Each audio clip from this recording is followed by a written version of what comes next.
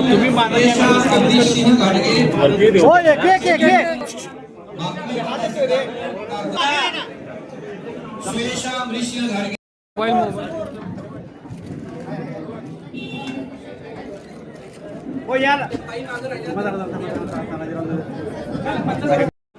कोल्हापूर महानगरपालिकेमध्ये भारतीय जनता पार्टीचे महापौर झाले. इचलकरंजी महानगरपालिकेमध्ये भारतीय जनता पार्टीचे महापौर आणि उपमहापौर झाले. वादळात दिवा लावलेल्या सर्व सदस्यांचा सन्मान आज या ठिकाणी होतोय. मी खरं म्हणजे बोलणार नव्हतो, परंतु 2-3 गोष्टींचा उल्लेख करण्यासाठी दादांनी मला सूचना केल्या आणि म्हणून मी या ठिकाणी उभा आहे. यावेळची निवडणूक एक वेगळ्या स्तरावर झालेली निवडणूक आपण सगळ्यांनी पाहिली. आजपर्यंतच्या अनेक निवडणुकांपेक्षा कितीतरी पटीनं ही वेगळी निवडणूक होती. वेगवेगळे पक्ष होते, वेगवेगळ्या पद्धतीच्या प्रचार यंत्रणा वापरल्या गेल्या आणि त्यामुळं फक्त समीकरण सांगण्यासाठी मी या ठिकाणी उभा आहे. काही लोक सांगतायत की आम्ही जिल्ह्यात नंबर 1 आहोत, काही लोक पराभूत होऊन सुद्धा गुलालात नाचत होते. अशा अनेक गोष्टी आपल्याला पाहायला मिळाल्या. मुद्दा म्हणून मी आकडेवारी सांगण्यासाठी या ठिकाणी उभा आहे.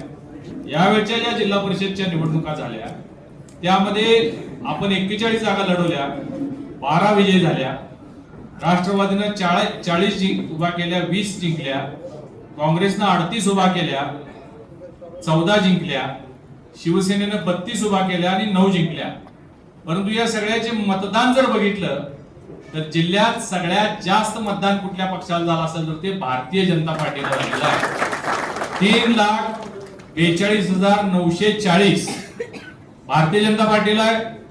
त्याच्या खालोखाल राष्ट्रवादीला 3,41,000, त्याच्या खाली शिवसेना 3,09,000 आणि काँग्रेस 2,84,000. या अर्थानं भारतीय जनता पार्टी हाच जिल्ह्यामध्ये मोठा भाऊ आहे हे सांगण्यासाठी मी आपल्या समोर उभा आहे. मला चेहरे असे थोडेसे जिंकून सुद्धा फार काय शापुरे सोडले तर लय पण हसलेले दिसत मला. तुम्ही सगळेजण सत्तेत आलेला आहात. 5 वर्ष तुम्हाला सगळ्यांना पद मिळणार आहेत. भारतीय जनता पार्टीमुळे तुम्हाला उमेदवारी मिळाली, संधी मिळाली, तुम्ही सगळे जिंकलेले आहात आणि 5 वर्ष सत्तेमध्ये असणार आहात. या जिल्हा परिषदेच्या माध्यमातून जिल्ह्याच्या कानाकोपऱ्यामध्ये विकास करण्यासाठी, भारतीय जनता पार्टीचा पक्ष वाढवण्यासाठी, इतर जिथं आपण जिंकलो नाही तिथं पोहोचण्यासाठी 12 लोकांच्या माध्यमातून आपल्याला इथं काम करायचं आहे. निधी मोठ्या प्रमाणात उपलब्ध असणार आहे आणि वाटणी सुद्धा माहितीची सत्ता जिल्हा परिषदेवर आल्यामुळं वाटणी सुद्धा आपल्याला त्या प्रमाणात मिळणार असल्यामुळं 12च्या 12 लोकांना काही ना काही पद, काहीतरी समित्या आपल्याला सगळ्यांना मिळणार आहेत. यामुळं आपण सगळ्यांनी उत्साहानं इथून पुढे सगळ्या या प्रक्रियेमध्ये राजवर्धननी सांगितल्याप्रमाणे या सगळ्या प्रक्रियेमध्ये आपण राहा. संख्या कुणाची किती आली ठीक आहे, 20 आली, 15 आली, 14 आली. आता काँग्रेसचे गेल्या वेळची संख्या जर बघितली दादा, गेल्या वेळी काँग्रेसचे 27 सदस्य होते, आता 14 झाले आणि ते नाचत होते परवा. आमचे 14चे 12 झाले, आमचे 2 कमी झाले. भाजपचे गेल्या वेळी 14 होते, 2 कमी झाले. परंतु काँग्रेसचे 27 वरून 14 वर आले तरी ते गुलाल नाचत होते. राष्ट्रवादीचे 25 वरून 20 वर आले. म्हणजे आपलं फार नुकसान झालेलं नाही. परंतु मी तुमच्या फक्त माहितीसाठी सांगतो की आपल्याला भविष्य काळ फार उज्ज्वल आहे. पुढच्या दृष्टिकोनातून ही निवडणूक महत्वाची होती. पक्षाने जे विश्वास आपल्यावर टाकला तो विश्वास साफ करण्याचं काम तुम्ही सगळ्यांनी केलंय. 2-3 तालुक्यांमध्ये पंचायत समितीमध्ये सुद्धा आपला वाटा असणार आहे. त्यामुळे त्याचा सुद्धा वापर आणि उपयोग आपल्या तालुक्यातील विकासासाठी, पक्षवाढीसाठी आपण सगळ्यांनी केला पाहिजे. पुन्हा एकदा आपल्या सगळ्यांचं अभिनंदन करतो. भारतीय जनता पार्टी मोठा भाऊ आहे म्हणूनच आपण सगळीकडे मिरवलं पाहिजे एवढीच विनंती करतो. धन्यवाद. ज्यांनी सुरुवातीच्या काळात कामं केली, सुभाष बोरा असतील, काल पुढे गेलेले गणपुले असतील, बाबा देसाई असतील, त्यातले बऱ्याच जणांना बाबा देसाई वगैरे काल पुढे गेले माहिती आहे. तर त्याने काही यश मिळत नव्हतं. न थकता काम केलं आणि ही स्थिती आली. त्या जिल्ह्याचं राजकारण आपल्याशिवाय चालत नाही. आता मुन्ना साहेबांनी आकडेवारी सांगितली की आपल्याला मतही सगळ्यात जास्त मिळाली आणि त्यावेळी मेहनत लोकांनी घेतली. पक्ष ह्या स्टेजला आणला की ह्या जिल्ह्याचं राजकारण बीजेपीशिवाय चालणार नाही. मी आता त्या मतांच्या ह्याच्यामध्ये सांगायचं झालं तर एक काळ हा काँग्रेसचा जिल्हा, काँग्रेसशिवाय काही चालत नव्हतं. आता आपण महायुती म्हणून कंबाईन मतं किती मिळवली? मुंडासाहेबांनी आपली मतं सांगितली. मी आता 4 पक्ष तर आपण महायुतीत आहोत ना. सांगा पहिला पक्ष कोणता? भाजपची झाली 3,42,000. कोणाला कॅल्क्युलेटर न वापरता टोटल करता येईल? तुला कॅल्क्युलेटर न वापरता 3,42,000. वरचे नको घेऊया. दुसरा आपला सहयोगी पक्ष कुठला? आता तू सांग. दुसरा राष्ट्रवादी करतो आपल्या केंद्रीय राज्याच्या क्रमामध्ये. आपण देवेंद्र नंतर एकनाथजी नंतर त्यात काय कोण कमी कोणी जास्त असं नाही. पहिल्यापासून एकनाथजी आहेत, मग अजितदादा आले आणि आता सुरेंद्र आले. म्हणून मग शिवसेनेची मतं घेतली तर ती झाली 3,09,000. 3,42 आणि 3,9 किती झाली? 6,51. माझे आई वडील दोघे निरीक्षक होते, म्हणजे सगळं टोटल मी 2 मिनिटात करून नवीन कॅल्क्युलेट केलं तर 6,51. मग आता राष्ट्रवादी किती मतं? 3,41. बोला, चष्मा लागला, मी भरपूर अभ्यास केला. बोला, 3,42, 3,9, 3,41, 3,3,6, 3,9, 41, 9,92. बरोबर. काँग्रेसची किती? 2,84,000. वर्षानुवर्ष या जिल्ह्यामध्ये राज्य केलं. महानगरपालिका यांची, नगरपालिका यांची, जिल्हा परिषद यांची, आमदार यांचे, खासदारांचे. आपली टोटल किती झाली? आता त्यांची पण ते म्हणतील की एकट्या काँग्रेसची काय मस्त आहे, आमच्या पण तिघांची बोजा आता. काँग्रेसचे 2,84,000. ताई तुम्हाला सांगून बोलतो या ताईनं सांगू. काँग्रेसची 2,84,000. मग त्यांच्यावरच्या उद्धव सेनेची 55,898. म्हणजे 56 धरा करताय ना टोटल कोणते. आणि तिसरा त्यांचा पक्ष दिसतच नाही मला इथे. शरद पवारांची काँग्रेस दिसतच नाही का? असे त्यांचे समजा 2 पक्ष. का शिवशाही भुदरड पण जोडूया, राहुल देसाई जोडूया काय? नाथाजी कुठे? चला ताई टोटल सांगा. काँग्रेस 2,84,000, उद्धव सेना 5,898 आणि भुदरगडची शिवशाही 41,000. आपल्यामध्ये तर शाहू आघाडी शिरोळ पण जोडायला लागेल, तर ते आपल्या बरोबर आहे. आता ते 9 लाख झाल्यामुळे आता बस त्यांना बरोबर घ्यायचं. अरे बापरे, जनसुराज्य राहिलं ते कळलं तर मला रागवते. नाही, मग तर टोटल म्हणजे करायलाच नको. 12-13 लाख झाली. हे बरं झालं ना. आता भाऊ तुला मी धन्यवाद देतो. टोटल मध्ये पण घेत नाही. म्हणून मग भाजप 3,42, शिवसेना 3,9, राष्ट्रवादी 3,41, जनसुराज 1,57 आणि शाहू आघाडी म्हणजे यड्रावकरांची शाहू आघाडी 58,000. याची टोटल केल्यानंतर समोरचे टोटल करण्याचे कष्ट ते पण घेत नाही आणि आपण पण घेऊ नये. 2,84, 55,898 आणि तिसरं तर कागदावर लिहिलंच गेलं. आता ही स्थिती आहे. ही स्थिती आहे की जी आपण सगळ्यांनी मिळून मेहनतीने निर्माण केली. आता निवडणुका करा, लोकसभा पण करा आणि विधानसभा पण करा, महानगरपालिका नगरपालिका करा. 12 लाख अगेन्स्ट 3 लाख. हो काय भाषण करायला जय हिंद जय महाराष्ट्र कामाला लागा. आता सगळ्यांचे सत्कार होणार आहे. नावं नाथाभाऊ एकदम सगळे वाचेल. एकच प्रेझेंट असल्यामुळे रांगेने येत जायचं. व्यासपीठावरच्या प्रत्येक नेत्याच्या हातात एक प्रेझेंट द्या, ते देत जायचं. चला, ते आम्हीच नंबर 1 आहोत, आम्ही मोठा भाऊ आहोत, असे काही पक्ष सांगत होते. आणि म्हणून मी आज या ठिकाणी सांगितलं की आपण भारतीय जनता पार्टीच्या वतीनं 41 जागा लढवल्या. जिल्ह्यामध्ये सगळ्यात जास्त मतदान 3,42,000 हे भारतीय जनता पार्टीला झालेलं आहे. 2 नंबरला राष्ट्रवादीनं 20 जागा जिंकल्या, त्यांना 3,41,000 मतं पडलेले आहेत. म्हणजे भाजपला 3,42,000, राष्ट्रवादीला 3,41,000, त्याच्या खालोखाल शिवसेनेला कमी आहेत, काँग्रेसला तर 280च आहेत.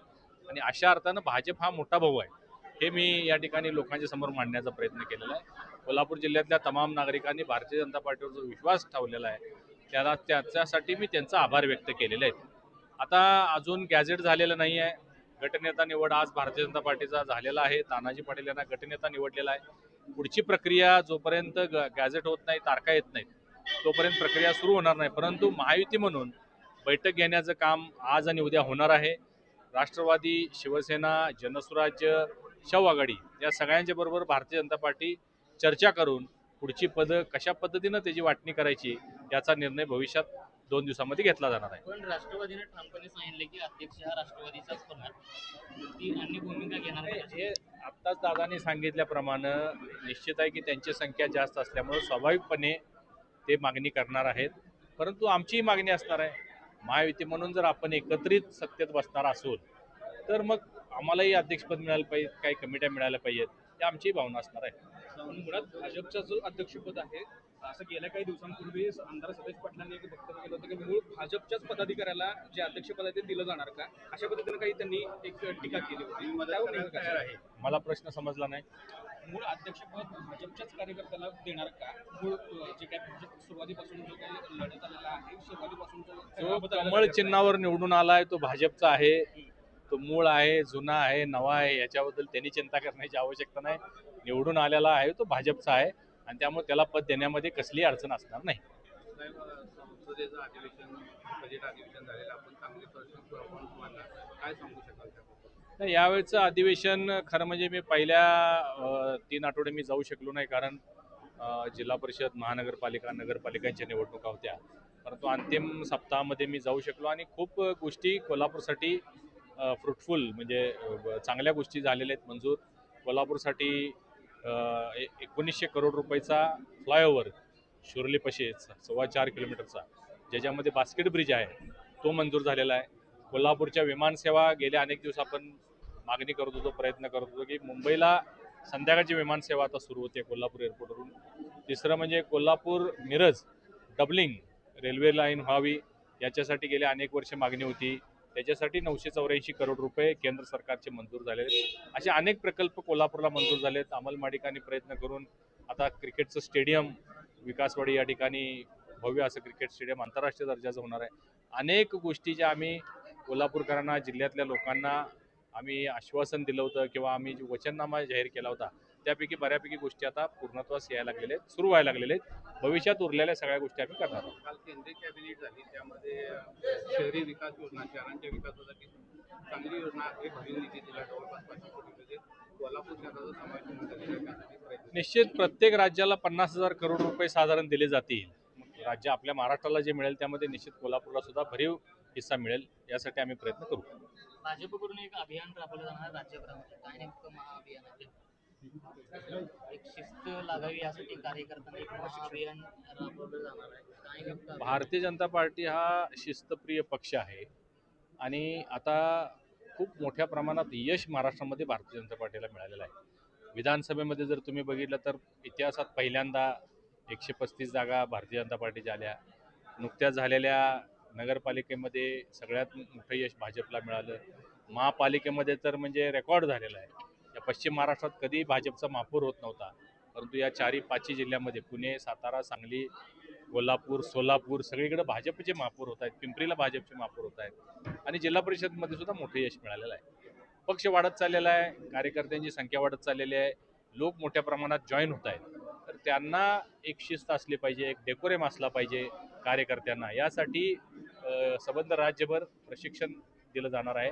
वेगवेगळ्या जिल्ह्यामध्ये वेगवेगळ्या पद्धतीनं हे प्रशिक्षण होणार आहे. बूथ प्रमुखापासून ते आमदार खासदारांपर्यंत त्यांनी कसं वागलं पाहिजे, कसं काम केलं पाहिजे, लोकांच्या समस्या सोडवण्यासाठी कसा प्रयत्न केला पाहिजे, या सगळ्याचं प्रशिक्षण होणार आहे. यामध्ये आम्ही सगळे सहभागी होणार आहोत. तुम्ही मतांची आकडेवारी वाचून दाखवली, याच्यामध्ये भाजपच मोठा भाव आहे असं सांगितलंय. पद मिळताना सुद्धा कुठेतरी मोठेच पद मिळेल असा प्रयत्न जो आहे तो केला जातो. निश्चितच मी तुम्हाला सांगितलं की महायुती म्हणून आम्ही सत्तेत जर बसत असू तर मग सगळे पदं वाटणी त्या पद्धतीनं होईल आणि आम्हालाही त्या पद्धतीची आमच्या सदस्यांना पदं मिळतील. पण राष्ट्रवादी तयार होईल का यासाठी? काय कितपत कसं वाटतं? हे अजून याबद्दल चर्चा झालेली नाही, परंतु युती म्हणून जर सत्तेत बसायचं असेल तर मला वाटते तयार होतील. कारण त्यांनी आधीच सांगितलंय फॉर्म्युला की 25 जागा आमच्या जास्त आहेत, जर आघाडी वगैरे बाकीच्या घेऊ तर आम्हीच दावा करतो ठामपणे त्यांनी सांगितलं. दावा मी सांगितलं की आम्ही दावा करतो, ते प्रत्येकजण दावा करणार होता. 6 आता यड्रावकर साहेबांचे 4 निवडून आलेत, 5 त्यांनी परवा सांगितले की आमचा अध्यक्ष होणार. सगळं शक्य आहे, काय अडचण आहे. राष्ट्रवादीनं पुढच्या वेळची जी जिल्हा परिषद निवडणूक आहे ती स्वबळावर लढणार असं देखील त्यांनी बोललं होतं, वक्तव्य केलं होतं. आता आज या विषयावर बोलणं योग्य नाही. राज्य अजून पुढच्या निवडणुका अजून 5 वर्षांना आहेत. गेल्या पंचवार्षिकला कुणालाही स्वप्नात सुद्धा नव्हतं की 2 शिवसेना 2 राष्ट्रवादी एवढ्या रिंगणात असतील. त्यामुळे पुढच्या 5 वर्षानंतर काय समीकरण असेल त्यावेळी आपण या विषयावर बोलू. आपण गटनेता जिल्हा परिषदची निवड केली, तर जिल्हा परिषदमध्ये म्हणजे महापालिकेचे जे स्वीकृत सदस्य घेतले तसं जिल्हा परिषद अजून या बाबतीत राज्य सरकारचा निर्णय झालेला नाही, परंतु आमचा प्रयत्न आहे की ज्या पद्धतीनं महापालिकामध्ये स्वीकृत सदस्य असतात त्याच पद्धतीनं जिल्हा परिषदमध्ये सुद्धा स्वीकृत किंवा शासन नियुक्त सदस्य असले पाहिजे. यासाठी आम्ही आता मुख्यमंत्री महोदयांच्याकडे पाठपुरावा करणार आहोत. ते दुसरा मुद्दा असा आहे की आता पदवीधर शिक्षक मतदारसंघ आहे. तुमची भूमिका तर त्याच्यात कशी भाजपची राहील? तयारी झाली. आमची तयारी चालूच आहे. आमची सुद्धा मोठ्या प्रमाणात नोंदणी झालेली आहे. आम्ही ती निवडणूक लढणार आहोत. पदवीधर असो, शिक्षक मतदारसंघ असो, सगळ्या निवडणुका भारतीय जनता पार्टी ताकदीनं लढणार आहे.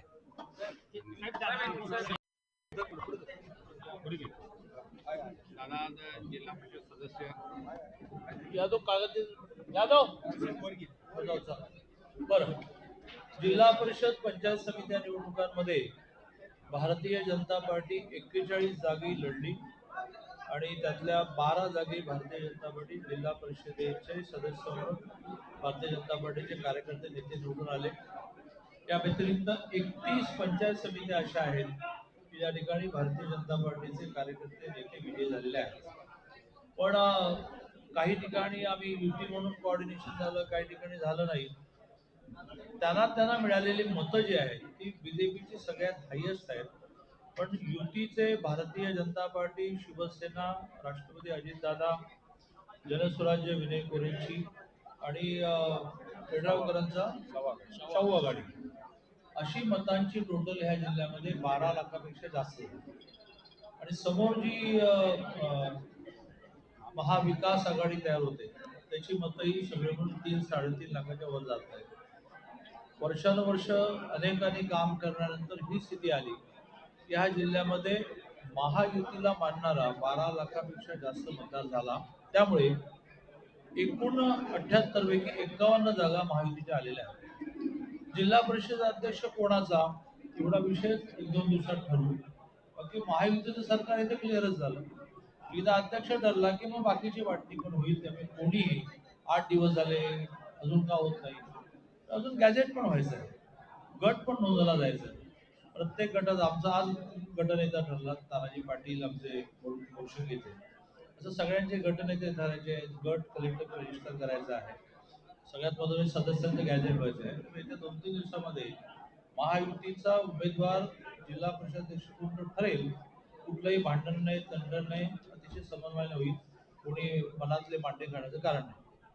एक मुद्दा आणखीन म्हणजे आता महानगरपालिकेचा महापौर, उपमहापौर, सभागृह झाल्यानंतर आता स्थायी, स्वीकृत वेगवेगळ्या प्रकारच्या समित्या म्हणजे मग समाज कल्याण समिती, महिला बालकल्याण या सगळ्याची प्रोसेस सुरू झाली.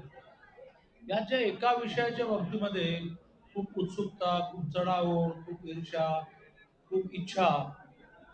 तर एकच विषय आहे की जो नॉन नगरसेवकांमधून येतो. बाकी तर स्थायी समिती सदस्य नगरसेवकांमधला येतो, महिला बालकल्याण नगरसेवक येतो.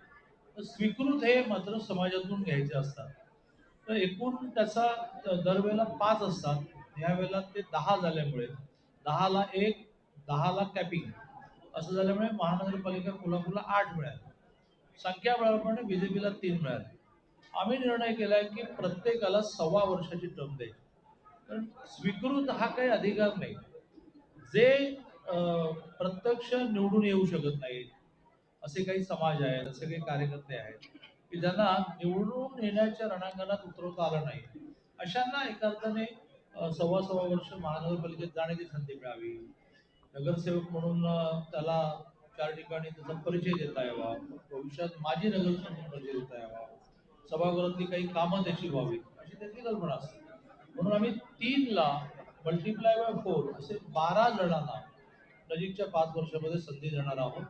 त्यात एक वैशिष्ट्यपूर्ण गोष्ट आम्ही करणार आहोत जे संपूर्ण महाराष्ट्र फॉलो करेल. ते म्हणजे शहरात राहणारा सिंधी समाज, शहरात राहणारा गुजराती समाज, शहरात राहणारा राजस्थानी समाज, शहरात राहणारे काही छोट्या जाती की ज्यांना अशा प्रकारच्या निवडणुकीच्या रणांगणात उतरता येणार नाही, अशा जाती अशांना या 12 मध्ये नजीकच्या काळात आम्ही प्राधान्य देणार आहोत. दादा चंद्रकांत दादा हे आमचे सगळ्यात मोठे हितचिंतक आहेत अशा पद्धतीचे एक वक्तव्य आहे तर जयंत पाटलांनी केलं होतं. त्यावर नेमकं काय सांगतो? तर मी सगळ्यांचाच हितचिंतक आहे. मी सर्वांना समान न्याय देतो असं काँग्रेसच्या आमदारांचे सगळे म्हणतात. 14 ते 19 मध्ये माझ्याकडे यावं आणि कोणी काम करून जावं अशी स्थिती होती. त्यामुळे जयंतराव असं म्हणाले की ते माझे हितचिंतक आहेत आणि वेगवेगळ्या वेळेला काही संवाद करण्यासाठी चंद्रकांत पाटील मला सहाय्यक होतो. खरंही आहे. काही चुकीचं नाही. दादा पुण्यामध्ये आज भाजप आणि काँग्रेसचे कार्यकर्ते आमने-सामने आले. राडा झाल्याचं चित्र पाहायला मिळालं. हर्षवर्धन सपकाळ यांच्या वादग्रस्त वक्तव्याविरोधात भाजपनं आंदोलन हर्षवर्धन सपकाळांनी केलेलं स्टेटमेंट, केलेलं विधान हे अत्यंत म्हणजे त्याला जाहीरपणे शब्द वापरता येणार नाही, परंतु टोकाचा निषेध व्यक्त करणारं वाक्य आहे. छत्रपती शिवाजी महाराजांमुळे आपण जिवंत आहोत. आज मान ताट करून समाजात वावरत आहोत. कवी असं म्हणतात की काशी जाती गया जाती मथुरा मस्जिद होती, अगर एक शिवा न होता तो सुन्नत सबकी होती. अशा छत्रपती शिवाजी महाराजांची जे आक्रमक आले आणि त्यांनी मोठ्या प्रमाणावर लोकांना मारलं, बाटवलं, राज्य केलं, लुटलं, अशाची तुलना करणं हे मला कळत नाही की ह्या ज्या बुद्धीतून हे शब्द बाहेर पडतात त्या बुद्धीची कीव करावीशी वाटते. त्यामुळे महाराष्ट्रभर काही बीजेपीने कार्यक्रम वगैरे केला नाही, पण उत्स्फूर्तपणे लोक बाहेर पडलेले आहेत. नुसते बीजेपीचे लोक बाहेर पडलेले असं नाही, तर जो कोण छत्रपती शिवाजी महाराजांवर श्रद्धा असणार आहे, ज्यांच्यामुळे आपण आहोत असं मानणार आहे, असा प्रत्येक जण रस्त्यावर उतरणार याची काँग्रेसने तयारी ठेवली. आज भाजपच्या सगळ्या निवडून आलेल्या सदस्यांचा तुम्ही सत्कार केला, मात्र मंत्री हसन मुश्रीफ यांनी 2 दिवसापूर्वी जो मेळावा घेतला कार्यकर्ता, त्याच्यामध्ये घोषणा केली अधिकृत की राष्ट्रवादीचा अध्यक्ष होणार आणि इतर राजकारणामध्ये होईपर्यंत प्रत्येकाने तेच म्हणायचं असतं. म्हणजे बंटी पाटलांचे समजा काही 15-15 आले, 14 आले, तर त्यांनी पण म्हणायचं असतं. त्यातून कार्यकर्त्यांना असं वाटतं की आपला नेता काहीतरी प्रयत्न करतो. मुश्रीफांचे ते 20 आले, त्यामुळे ते म्हणणार पण आम्ही अजून बसायचो आहोत. महायुतीचं होणार क्लिअर झालं, कारण त्याची टोटल 51 आहे, 78 पैकी 51. म्हणजे बाकीच्यांनी काही विचार, महाविकासने विचार करायचा. 51 झाल्यानंतर प्रत्येकाचं बलाबल आहे. त्या बलाबलामध्ये कोणाचा व्हायचा हे बसून ठरवायचं आहे. होईपर्यंत, निर्णय होईपर्यंत सगळ्यांनीच म्हणायचं. आम्ही म्हणणार की भारतीय जनता पार्टीचा अध्यक्ष होणार, तर आम्ही तर 12 आहोतच, पण आमचा सहयोगी पक्ष जनस्वराज्याचे 6 आहेत, आम्ही 18 आहोत. अजून काही सहयोगी होण्याचा आम्ही प्रयत्न करतो. एखाद्याच आम्ही मुश्रीफ साहेबांच्या 20च्या पुढेही जाऊ. कळलं मी काय म्हटलं? कळलं.